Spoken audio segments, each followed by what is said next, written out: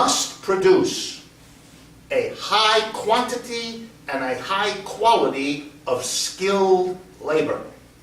That is an essential ingredient to a successful economic future. Here in the United States, higher education is where we train our skilled labor force. Colleges and universities. Right now in the United States, approximately 15 million Americans attend colleges and universities. Under 3 million of them go to private schools. Over 12 million of them go to public higher education. Every state, because it's a state responsibility in this country, not local, with the exception of New York, but very few places, and not federal, it's the states that do public higher education.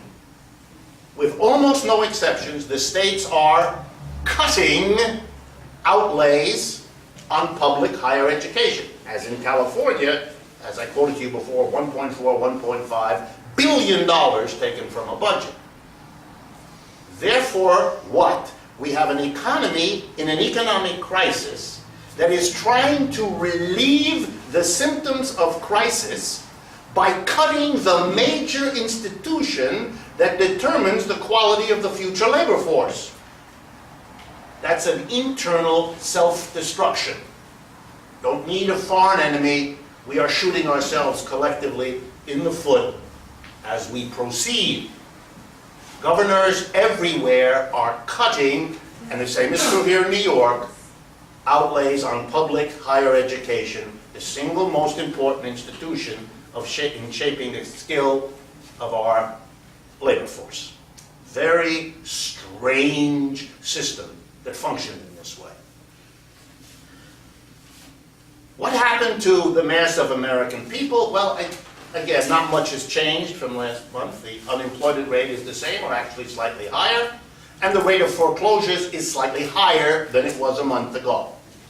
It was slowed for a while because the sloppiness of the record keeping, some of you may have noticed that, was so abysmal on the part of the banks that there were lawsuits, actual and potential, that could have hurt many of the banks and lenders because they had phonied the numbers, phonied the signatures, leaped over steps that are legally required, made it, for example, very difficult in many cases for a prosecution of a person who stopped paying their mortgage because you could not legally identify who held the mortgage, who actually owned the property, because it had been sold and resold so often, and the record keeping had been so poor that a good lawyer could make it impossible to throw someone out of their home, because the lawyer could question who the status of the action being brought by whom. You don't own it. You can't prove you're the owner of this house by a legal trail that will hold up in court. Some of this has been resolved, and so the banks have gotten some adjustments, including a lovely law passed in the Congress that eliminates some of their need to do these things,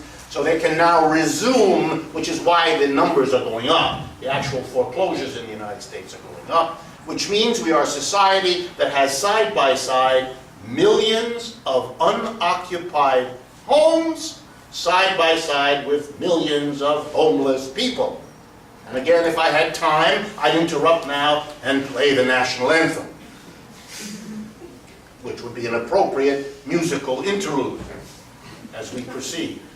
So unemployment is not resolved, and there is no sign of it getting better. Again, the disaster in cities and towns, if we have more Camden, New Jersey stories, unemployment will get worse as the public sector becomes savage. It was the private sector that took it in the chin the first 3 years of this crisis.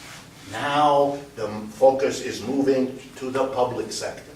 For those of you interested in the American labor movement and its history, here's something to think about. Over the last 50 years, the decline in the American labor movement has been most pronounced in the private sector.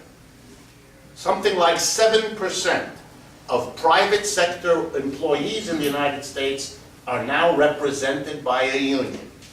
Let me repeat that. 93% of Americans working for a private employer have no union.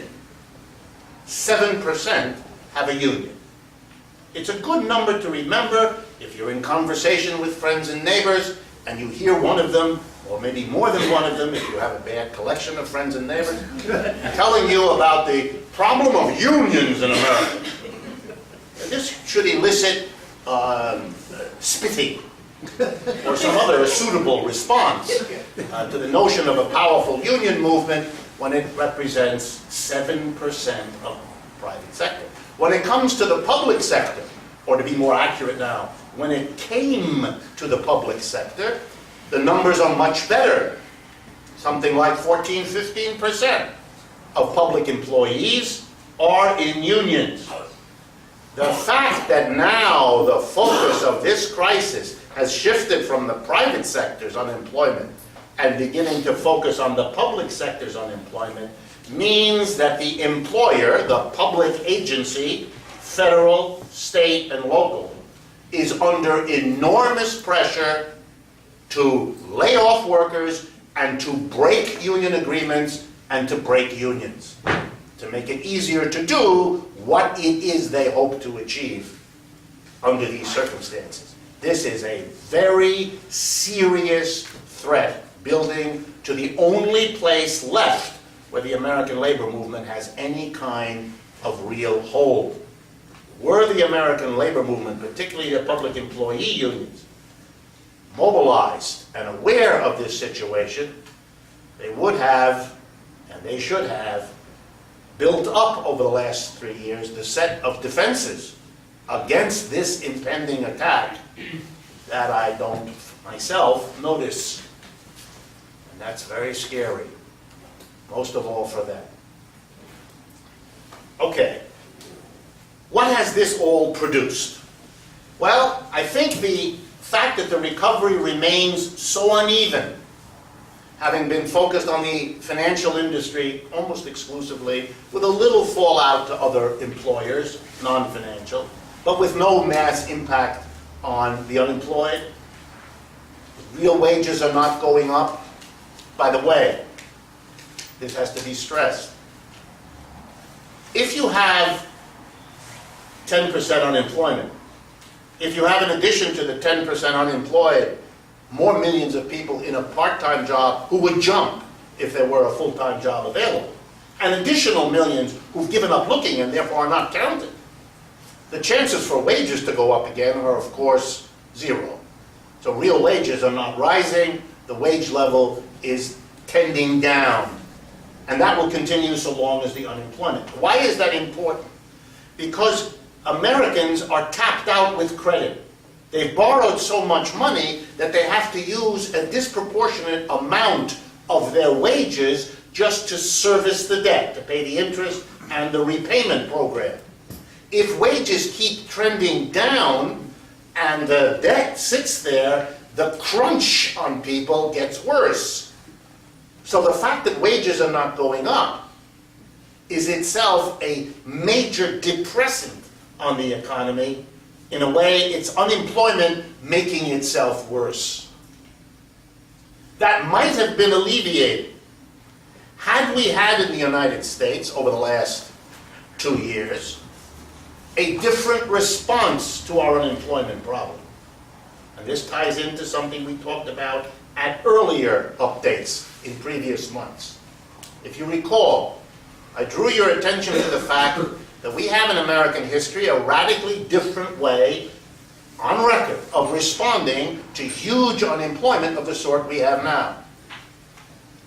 In the 1930s, Franklin Roosevelt went on the radio, 1930, late 33, early 34, and he spoke on the radio and he said basically the following line: if the private sector in the United States cannot or will not employ millions of Americans, then there is no other option, notice the language, there is no other option than having the federal government employ those people.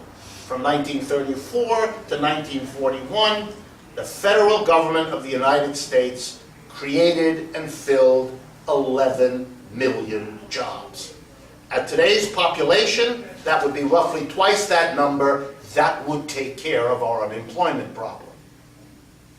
The interesting thing is not only that we didn't do that now, but that even with a president from the Democratic Party and a Senate and a House controlled by the Democratic Party, there was not even a debate over such a program, let alone its implementation.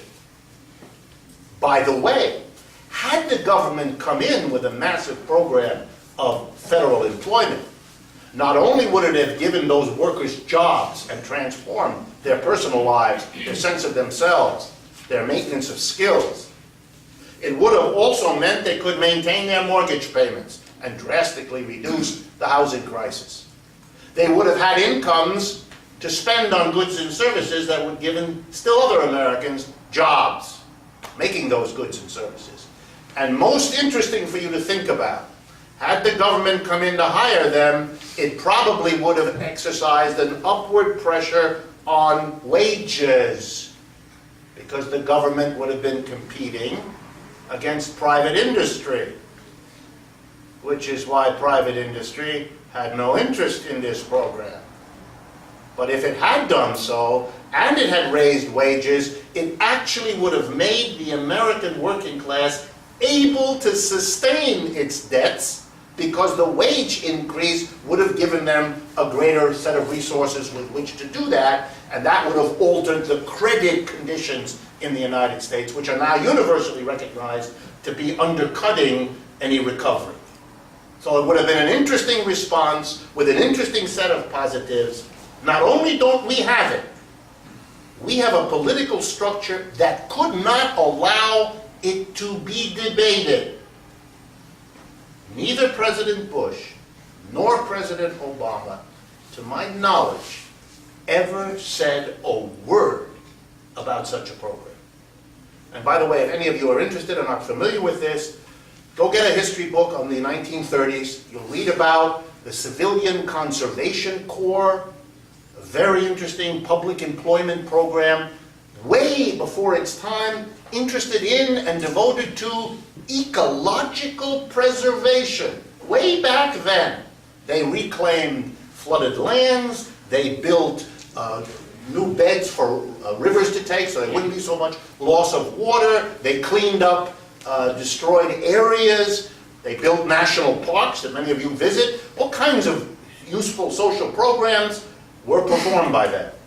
The WPA, another program that's worth reading about, was a government program in the 1930s. Works Projects Administration is what WPA stands for.